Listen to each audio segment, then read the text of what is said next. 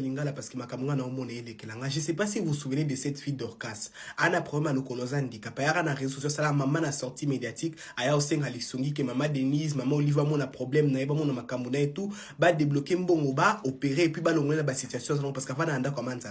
Ce qu'on fait en modèle banda ko senga la lisungi mon aka ke misu makasi misu gamisu pilipili azo beta misu dans la vie. Ay, et senga li a fille au lisungi so inspirer nga confiance.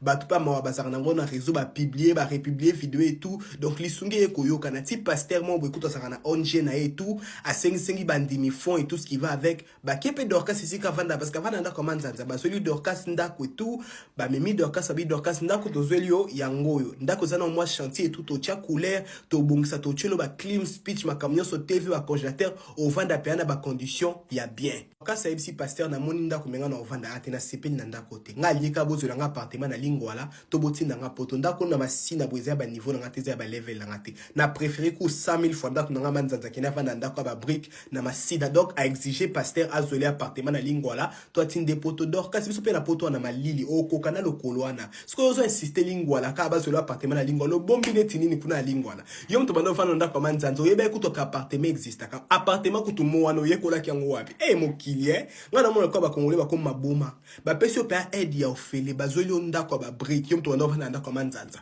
ba wi ba ko meubler ndako na ba ocha ba congélateur ba ocha TV ba ocha na climatiseur yo lingite bazolo ka appartement na lingwala to batindo poto ma chérie jara ba histoire ba ke ba sunga mutu yo sote na vie mutu mususu lingo sunga za lokolingo sunga nzambe so kazo souffrir tala katika epe a souffrir bon nzambe mo ko ebi poanya zo souffrir tina niveau na vie so lingo sunga mutu mususu sunga na nzambe mutu mususu comportement mabe a o mérita tali sungite na tiki mino maloba pasteur bengi Dorcas nazaki tellement na joie ya komona ke Dorcas alongwe na ndako manzanza zwinda Dorcas aye a toute la maison est là.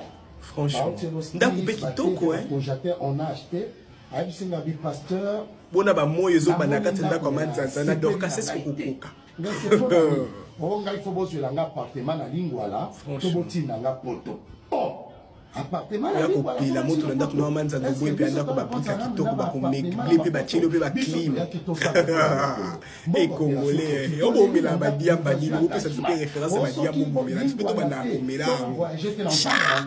Franchement. Yango na ye pa na bino ba papa.